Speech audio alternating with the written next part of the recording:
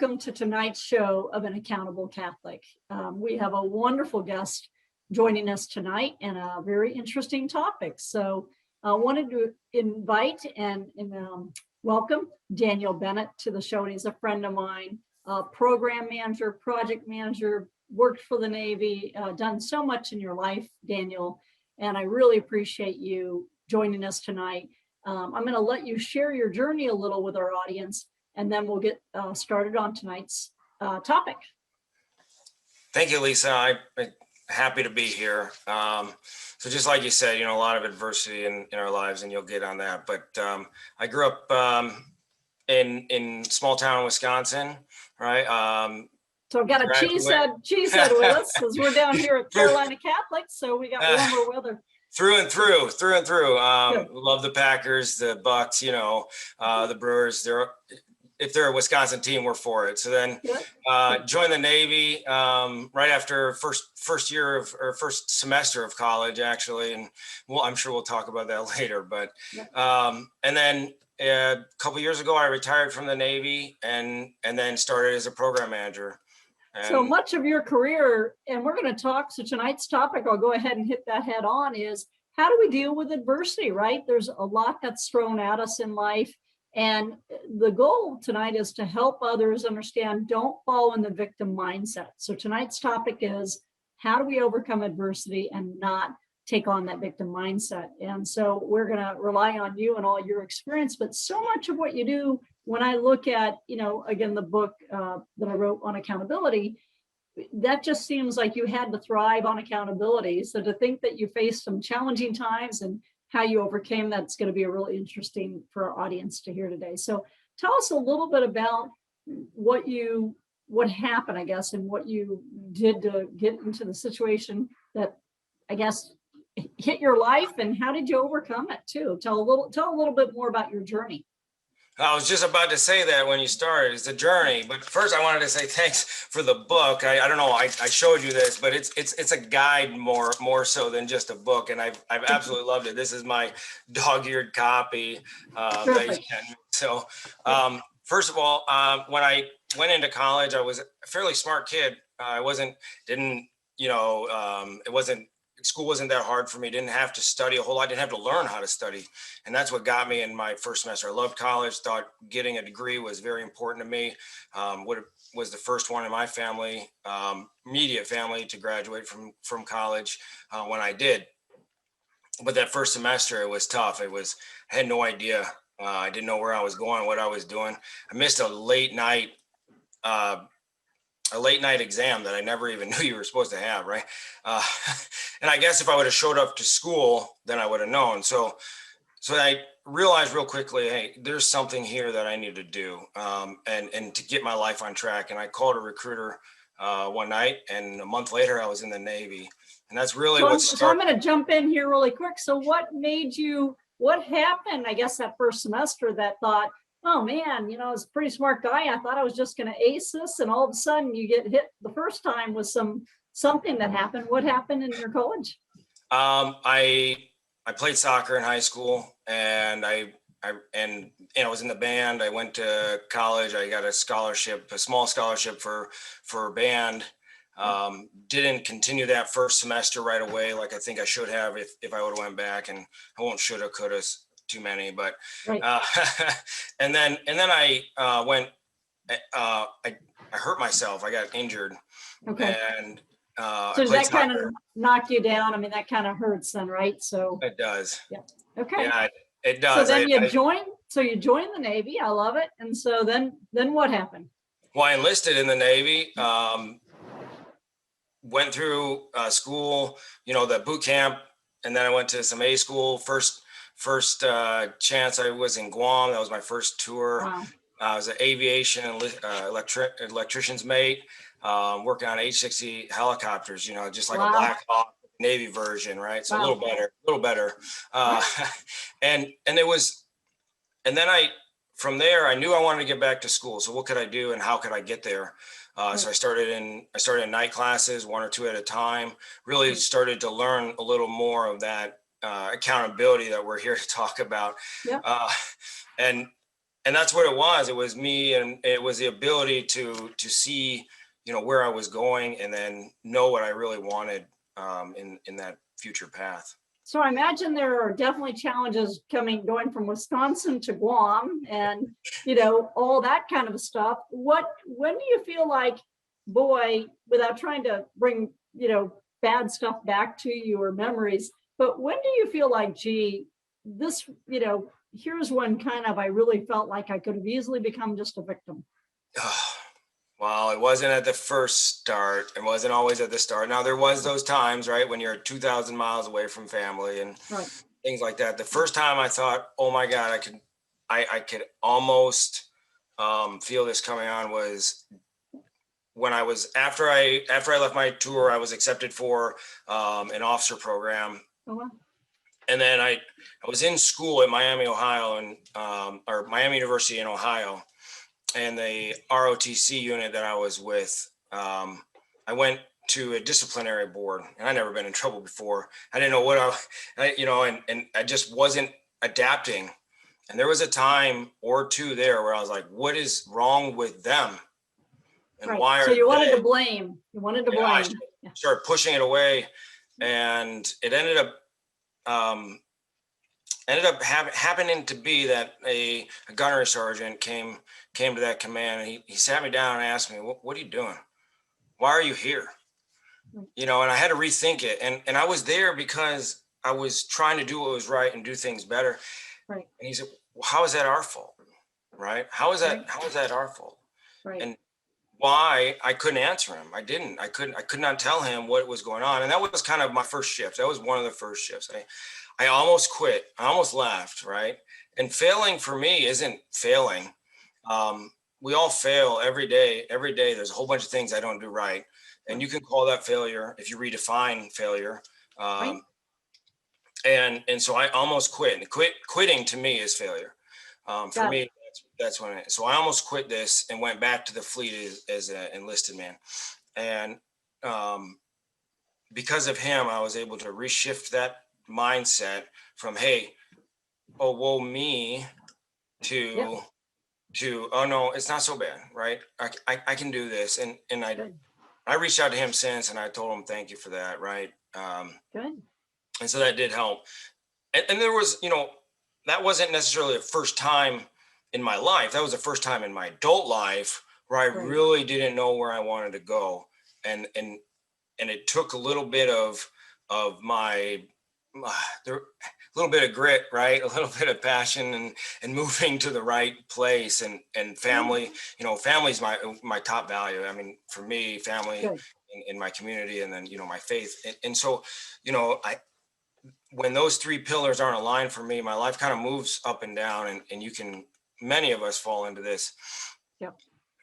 I agree. Yep. So go ahead. I did commission, right? I finally did, and thanks to the gunnery sergeant and one of my best friends, Mike. Been friends since I was listed, but that's great. Always good for perspective, having that accountability partner, right? Maybe not your spouse, but sometimes it is, sometimes it isn't always. So, absolutely. So let me just summarize here. So really, at the core, and I heard you kind of say different things a little bit there, but I think it's easy for people to fall to a victim mindset, because all you're going to do is blame others, right? So it's easier to say, well, that wasn't my fault, that's all their fault. And you can stick your head in your sand, and you can get a little bit of empathy from other people. Oh, look what they did to me. I did this, and I shouldn't have been blamed for that or whatever, right? So talk about, so once you got commissioned, I mean, how did you start to really overcome it? If you were to give advice for a few people, I know there's a few different things we're going to talk about too in the future here, but talk a little at a time of what advice you would say for that situation in your life of how you overcame it. I had to really reach back to my core values, right? And I'm not talking about the Navy's core values, which I loved and live, but my core value, right? And we just kind of went on that just a little bit, the family and the community. And community being in so many different rights for other people in my community is the people that are very close to me. And I know in your book you have that, a very similar situation going out. And for me, it was the community and then my faith, right? So sometimes you just gotta get on your knees and pray and Very say, good. God So help. you got through that. And so now take us, you finish up the Navy or bring us to that point. Yeah. So after I commissioned, I went out to the Hawaii as a supply corps officer. I was a chop on two submarines out there, and it was fantastic. Everything was going very well. Came to DCMA in Milwaukee, Wisconsin, as a lieutenant at the time, and everything was going well too. Went on deployment, my last deployment, my fifth and final, and got sick. No idea how. Still don't know. Yeah. Lost 30 pounds almost overnight. And it was a point where they said, there is no way that we can treat this here. You have to go. And I said, I don't want to go. What can I do not to go? Right. And at some point it just has to, your body just turned my body turned against me. And I thought I was doing well, keeping myself in shape, doing the things I needed to do. Felt very good. And it just happened. So that brought me into the next 2 years of my life. So that was 2018 through 2017, 2018, at the very beginning of 2018 to 2020. And we're still in 2021, still trying to figure it out. Right. And so that's really, I had a whole lot to learn during the next 2 years. So get home, all I want to do is fix it. I don't care how it affects anybody. I didn't think about anybody else except for let's get it fixed and let me get back to what I do best and what I love to do as a supply corps officer in the Navy. And that didn't happen. And that crushed me. And that's kind of where things started to fall apart. I talked about my pillars, right? My values. And so my family was there for me. My community was there for me, but I started to feel that my faith wasn't going to be there for me. And then I had to redefine that a little bit as I went through. Yeah. So so you had this challenge. You're not sure why it got thrown on you, right? You weren't planning for it. You did everything right, so to speak, right? Keeping yourself in shape. And so that's very challenging. So how did you want to be able to say, blame someone, right? Blame God, it's got to be someone else's fault.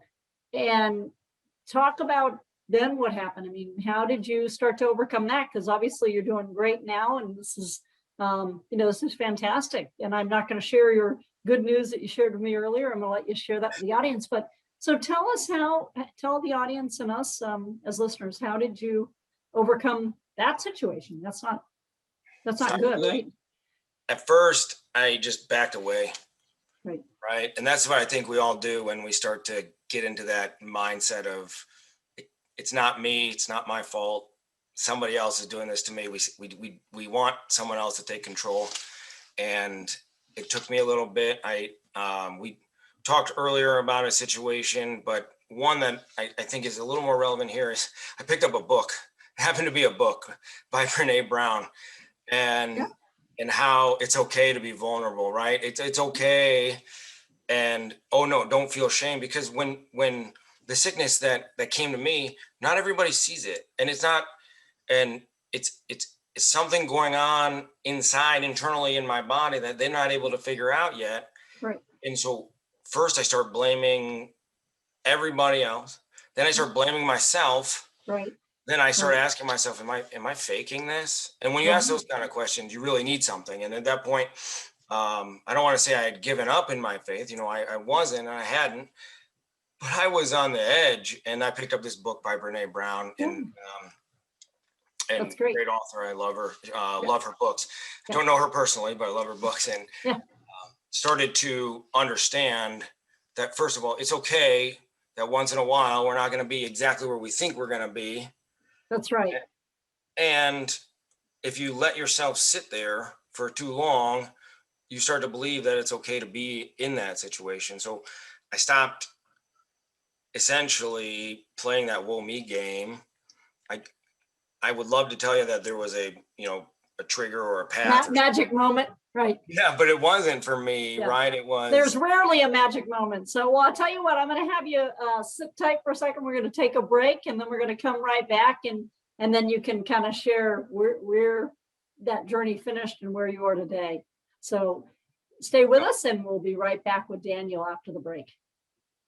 Carolina Catholic Radio is excited to announce an alliance with Lisa Feely, author of An Accountable American. Her new book offers a blueprint to every person who wants to embrace how to be accountable. Learn how positively to impact your life and the lives of anyone around you. 50% of the book profits will be donated to a local 501c3 Catholic charity, including Carolina Catholic Radio and those affiliated with us. 2020 was a tough year for many people. Consider donating to charity by buying a copy of An Accountable American, just $20 on our website. Achieving accountability is a great way to start the new year. If you want to learn how to achieve enlightenment, peace, and prosperity, this is a great start. Now back to An Accountable Catholic Radio show. Welcome back to our show, and Daniel's going to finish telling us the story of how he overcame what he did, and with this adversity, and really stayed with a positive mindset. So one of the things that I hear, Daniel, and I try to, I like the saying, I guess, is that God doesn't give us more than we can handle. I mean, did you feel like if I said that to you maybe a few years ago, you wanted to wring my neck, or, most likely, yeah, I would have. I tell you that it took me a little bit. I did to kind of get back into the things. And I mentioned this early on, right? At some point, you just got to pray about it. And I was listening to a podcast, and it was, how do you pray? And it wasn't, let's be nice about it. And sometimes you're able just to kind of yell and scream, right? Yep. And sometimes even my kids, I let them yell and scream at me when they're really frustrated, not in a, disrespectful, not disrespectfully, but in a way that they're trying to get out what they understand. And once I got it out, and I had that, I didn't have that aha moment, like I said, but I did have that, this isn't going to work moment. And we have to, we being, me, I know mouse in my pocket, but me, I have to go back to being me and the new me. Right. So I am. You talked about your values. So going back, finding what you value, right? And shifting them if you need to, right? Mm-hmm. And finding that value and finding reconnecting. I don't want to say refining, but reconnecting with my faith was so important for me. And exercising and getting back into the things that I really enjoy, getting my mind sharp again, going on my runs, because my run is what clears my head, which then allows me to finish the day or the next day or get through it and think. And I do a lot of talking to God on my running. So good. Well, God doesn't want us miserable, right? I mean, a lot of people, again, would say, well, that happened because God's trying to teach me a lesson. I don't personally think it works that way, but I think we just need to have an attitude of gratitude. And sometimes, he's trying to just simply teach us a lesson of, hey, I'm looking at a bigger picture than you're looking at, right? I've learned the most out of the things that from the times that I've been down. So there must have been something I was supposed to learn, and I learned it. I hope I learned it. I really do. We won't know, but I think I did. I think I learned. I love how you said that. I do think we learn more from when stuff goes wrong, right? I mean, when everything's honky dory and everything's perfect and we're all moving along, you don't take time to be as gracious and thankful, right? It's easy when everything's going well. It's when it gets hard, and how you pick yourself up and what you do next in that situation. A lot of people right now with COVID lost their job, and the ones that are doing good or better that I see are the ones that say, yeah, I lost my job. There's another one though, and I'll find it, right, and I'll go get it. Right, with the old saying again, when God opens or shuts one door, he'll open a window, or he opens, closes one door, something else open. I mean, there's always a way. And I feel like that's what happened to me. That maybe it was just a porthole. Maybe it was smaller than that, right? Maybe I don't know. Again, my life wasn't crumbling, but I was feeling like it was. Right. And I was going through. I was losing everything that I did in my adult life, or what I thought was my purpose. And part of what I had to do was relearn my new purpose. And you know what? The Navy was so much about who I was and what I had become as an adult, that I had taken my personality and everything about me, and I had tightened it up into a ball and said, you know what? I am the Navy. If I don't have the Navy, then I'm nothing. Right. And that's where maybe that's the lesson I had to learn, right? There's more to this, and there's a bigger purpose, and I'm not, so that wasn't it. It wasn't that small little ball that was in the Navy. There's a grander I picture. love it. Good There's a analogy. grander So walk. tell us your good news lately in the last year. It seems like last 6 months or a year, you've really headed to what you want to do and on the right track, and much happier and out of bad situations and that victim mindset. Yeah, absolutely. No problem. And I think after I kind of had that moment, or that time, or that little bit of lapse, I started to realize, okay, there's things that I can do that make me feel better and about what's going on, and not getting into those situations. And you kind of remind the kids that, and I talk to my kids about this, and maybe I need to be, sometimes more mindful of, that's an empty boat. It's an empty boat, right? No one wakes up today and says, Dan, you're not good enough, right? That's an empty boat, right? I think that, and getting out of that, like you said, is where we're going. So I did. I went from a temporarily disabled to permanently disabled from the Navy, and that was in June of 2020. And by now, I had kind of figured out a way to deal with it. So it wasn't as a big crushing blow, still a hard breakup. Sure. And so, and then, but at that time I was still working as a program manager now with a company I work for now, Leonardo DRS, fantastic defense company that I am so grateful. They gave me the chance when I got out, that one chance that I needed, that one piece that, they didn't look and say, well, he's just a Navy guy, he's just this, or it was, you know what, he's got the skills and he's got what we value and what we need here. So we're going to give him a chance. And they did. And now that's where I'm at. I'm loving it. My kids and I, we're kind of feeling that. Even my relationship with my ex-wife, we're more friends now than we've ever been. So a lot of good can come from some bad, a little bit of bad, a lot of good can come from it. And that's where we are. Very good. And now you talked about taking on a little bit more school and knowledge. I'm not gonna say I'm gonna let you, because that's fantastic too. Yeah, I mentioned that I left college after my first semester because I didn't have the discipline to stay in. And then I did finish a bachelor's degree. That's how I got commissioned. And I got my master's degree later on. And most recently, I applied at Harvard University for it's called the Harvard Business Analytics program, and I was accepted. Yay! So there you go. See? Thank you. Yeah, it's fantastic. And actually, to be honest with you, I called the school and made sure it wasn't a mistake. Now, more positive mindset. I know. I am. I love it. Positivity is the way to go, and good things continue to happen. It's a snowball effect, right?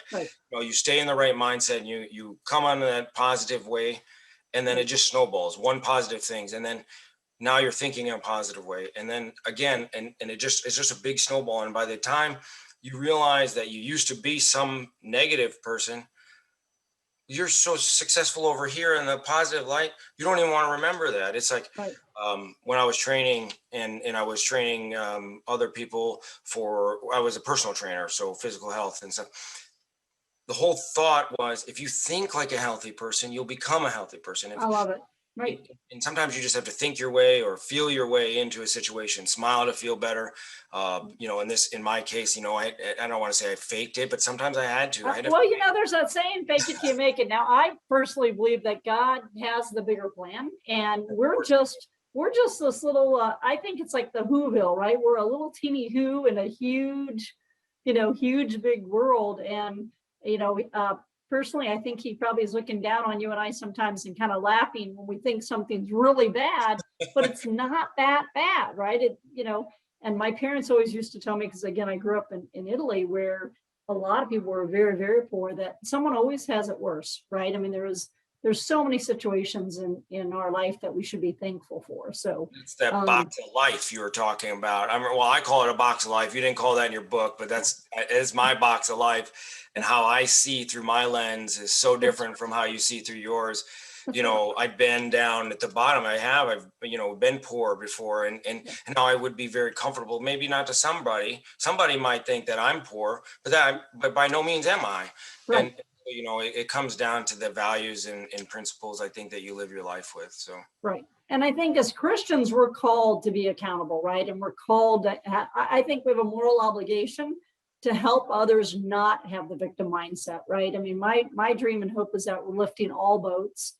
Yeah. But if they're going to get really negative and be in a victim mindset, it's very challenging, as you know, to get out. But you can get out, right? Well, yeah. And when I let that affect me, like I said, I pushed some of my friends away. They didn't just jump back to me, right? I mean, my best friend did, but that's because he's my best friend. He's really good. We cruised together and we did a lot of good things together. But not everybody does, because they don't want to be drugged down by that negativity. And that's really what it takes a moment to say, well, yeah, I pushed everybody away. No, they didn't just run away from me. I did that to them. And then once you get out of it and you're able to just see, yeah, oh, wow, okay, life is not as bad as I thought it was. We're okay. And at one point I was watching a video when I thought I was down and my life was bad. And I saw a video of a man who had no hands, no arms, no legs. And he was living his life. And he was proud and he was happy and he was doing a great job. And I thought to myself, how can I feel bad about what I have when someone like that is making it work? And every day, no matter what we have, somebody with what we got is making it work. They really are. Well, I am thankful you joined our show tonight. I know we got to wrap up, but I really appreciate it, Daniel. You've been a great guest and good information you shared. So I'm going to let you, I know I'm going to challenge you here, but come up with 3 things. What 3 things would you tell someone, a younger person maybe, that feels like, boy, there's no other choice I have, and I'm just a victim? What 3 things would you tell them to do? First, you got to want to help yourself. You got to want to help yourself. And once you can figure out that and realize and look in the mirror, I guess might be the right way to say that. Look in the mirror and say, I can get better. I can do this. Get back into that positive light, that positive mindset we're talking about, and reach out to somebody, whether it be your community, your family member. Maybe you walk into a church and you say, I need help. Because I think we've all done that, pulled over to the side of the road and said, you know what, I need somebody right now and there's nobody else around. So, well, God's here. We can do this. And then find a way to live with values and principles. I told you what my values are. The principles I live by is, I call it my rich principles. So I can never be poor, but resilience, integrity, courage, and humility. Those are the principles I live my life by. And you have to come up with what yours are. Very good. I love it. Well, listen, thank you so much again. Thank you for everyone listening to An Accountable Catholic, and we'll see you next Thursday night at 5 p.m. Thank you again, Daniel, and have a good evening. Come visit us on our Carolina Catholic Radio Network.